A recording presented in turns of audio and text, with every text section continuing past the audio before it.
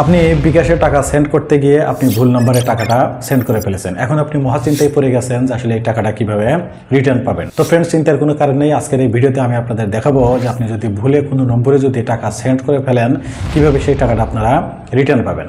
তো ফ্রেন্ডস, আমি মনির আছি আপনাদের সাথে। আপনারা দেখছেন tech solution by Monir YouTube channel. তো এই চ্যানেলটা যারা এখনও সাবস্ক্রাইব করে নাই, আমি আপনাদের রিকোয়েস্ট করবো অবশ্যই চ্যানেলটা সাবস্ক্রাইব করে দিবেন।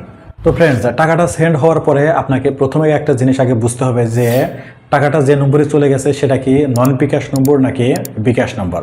নন বিকাশ নম্বর বলতে যে নম্বরে টাকাটা চলে গেছে সেই নম্বরে যদি বিকাশ অ্যাকাউন্ট খোলা না থাকে তাহলে কিন্তু টাকাটা একটা সিস্টেমে আপনি রিটার্ন আনতে পারবেন। আর ওই নম্বরে যদি বিকাশ অ্যাকাউন্ট খোলা থাকে তাহলে কিন্তু টাকাটা অন্য সিস্টেমে আপনাকে রিটার্ন আনতে হবে।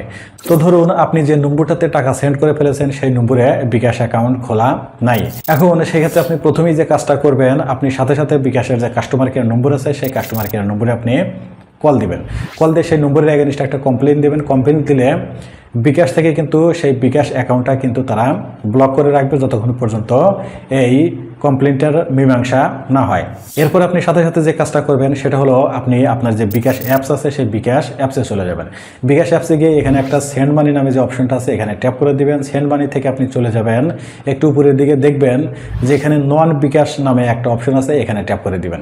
এখানে ট্যাপ করলে আপনি যে লেনদেনটা করেছেন অর্থাৎ যার নম্বরে টাকাটা দিয়েছেন সেটা কিন্তু তখনও যায়নি। দেখবেন যে ওই লেনদেনের ডান পাশে বাতিল নামে একটা অপশন আছে। এই যে দেখুন, এই যে বাতিল নামে একটা অপশন, এখানে একটা ট্যাপ করে দিবেন। আর এটা যদি ট্যাপ করে দেন সাথে সাথে কিন্তু সেই টাকাটা কিন্তু আপনার অ্যাকাউন্টে কিন্তু আবার রিটার্ন চলে আসবে। তবে এখানে একটা কথা বলি, সেটা হলো যে আপনি যে নম্বরটাতে টাকা সেন্ড করেছেন সেই নম্বরে যেহেতু বিকাশ অ্যাকাউন্ট খোলা নাই, তো ওই ব্যক্তি যদি 72 ঘন্টার ভিতর বিকাশ অ্যাকাউন্ট খোলে তাহলে কিন্তু সেই টাকাটা কিন্তু তুলে নিতে পারবে। কিন্তু এর ভিতর যদি ওই ব্যক্তি বিকাশ অ্যাকাউন্ট না খোলে তাহলে কিন্তু সেই টাকাটা আপনি এভাবে কিন্তু রিটার্ন আনতে পারবেন। আর একটা বিষয় হলো 72 ঘন্টা যাওয়ার পরেও যদি ওই ব্যক্তি যদি ওই বিকাশ অ্যাকাউন্ট যদি না খোলে তাহলে কিন্তু অটোমেটিক্যালি সেই টাকাটা আপনার নম্বরে আবার রিটার্ন চলে আসবে। তবে একটা কথা আমি আপনাদের আবারও বলি, কোনো নম্বরে যদি টাকা চলে যায় তাহলে ভুলেও কিন্তু আপনারা শুরুতেই ওই ব্যক্তিকে ফোন দিবেন না। অনেক সময় এরকম হয় যে নম্বরটাতে টাকা চলে গেছে সে বুঝতেই পারে না যে তার নম্বরে আসলে টাকা চলে গেছে। তো সে যদি বুঝতে না পারে আর আপনি যদি বিকাশ অ্যাপসের মাধ্যমে যদি এভাবে লেনদেন বাতিল করে টাকাটা রিটার্ন আনতে পারেন তাহলে তো খুব সহজেই কিন্তু সেটা রিটার্ন চলে আসলো। এবার ধরুন আপনি যে নম্বরটাতে টাকা দিয়েছেন সেই নম্বরটাতে বিকাশ অ্যাকাউন্ট খোলা আছে, তাহলে কিন্তু সাথে সাথে কিন্তু টাকাটা তার অ্যাকাউন্টে কিন্তু চলে গেল। এখন বিকাশের যে পলিসি আছে সেই পলিসিতে বলা হয়েছে কোনো টাকা যদি ভুলে কারো অ্যাকাউন্টে চলে যায় তাহলে কিন্তু বিকাশ তার অ্যাকাউন্ট থেকে টাকা যে নিয়ে এসে আপনাকে রিটার্ন দিয়ে দিবে সেটা কিন্তু বিকাশ কখনই দিবে না।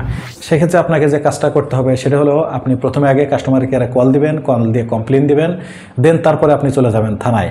থানায় গিয়ে একটা জিডি করবেন, জিডি কপিটা নিয়ে আপনি চলে যাবেন বিকাশের যে অফিস আছে সেই বিকাশের অফিসে। বিকাশের অফিসে গেলে যখন তারা আপনার কাগজপত্র জমা নেবে, জমা নেওয়ার পরে তারা যে অ্যাকাউন্টে টাকাটা চলে গেছে সেই ব্যক্তিকে ফোন দিয়ে 7 দিনের ভিতর তাদের সাথে দেখা করতে বলবে এবং বলবে যে এই টাকাটা যদি আপনার হয়ে থাকে তাহলে সেটার প্রমাণ নিয়ে আমাদের কাছে আসুন। আর সে ব্যক্তি যদি স্বীকার করে যে না এই টাকাটা আমার না, ভুলে আসলে আমার নম্বরে আসছে, তাহলে কিন্তু টাকাটার সাথে সাথেই আপনার অ্যাকাউন্টে বিকাশ কিন্তু আবার রিটার্ন করে দিবে। কিন্তু সেই ব্যক্তি যদি স্বীকার না করে সেক্ষেত্রে কিন্তু বিকাশ সাথে সাথে কিন্তু সেই টাকাটা দিতে পারবে না। তাকে বিকাশ অফিসে দেখা করতে বলবে এবং 6 মাস পর্যন্ত তারা কিন্তু এটা দেখবে। এই 6 মাসের ভিতর যদি সেই ব্যক্তি যদি না আসে তাহলে 6 মাস পরে সেই টাকাটা অটোমেটিক্যালি কিন্তু আবার আপনার অ্যাকাউন্টে কিন্তু বিকাশ দিয়ে দিবে। তো ফ্রেন্ডস, এই হলো ভুলে যদি কোনো বিকাশ অ্যাকাউন্ট নম্বরে যদি আপনার টাকা চলে যায় তাহলে সেটা রিটার্ন আনার পদ্ধতি। তো আপনাদের আমি একটা জিনিস হুঁশিয়ার করতে চাই, সেটা হলো যখন আপনি কোনো নম্বরে টাকা সেন্ড করবেন অবশ্যই সেন্ড করার পূর্বে নম্বরটাকে ভালোভাবে কয়েকবার দেখে নেবেন যেন এই বিপদে আপনি না পড়েন। তো ফ্রেন্ডস, কেমন লেগেছে আজকের এই ভিডিওটা অবশ্যই কিন্তু কমেন্টস করে জানাবেন। আর ফ্রেন্ডস, এই ভিডিওটা দেখে একটুখানি উপকৃত হলেও আমার এই ভিডিওটা কিন্তু একটা লাইক দিবেন, তাহলে পরবর্তী ভিডিও বানানোর উৎসাহ কিন্তু আমি পেয়ে যাব। তো ফ্রেন্ডস, আপনাদের সাথে দেখা হবে এরকম পরবর্তী নতুন কোনো ভিডিওতে। সে পর্যন্ত সবাই ভালো থাকবেন, সুস্থ থাকবেন। আল্লাহ হাফেজ।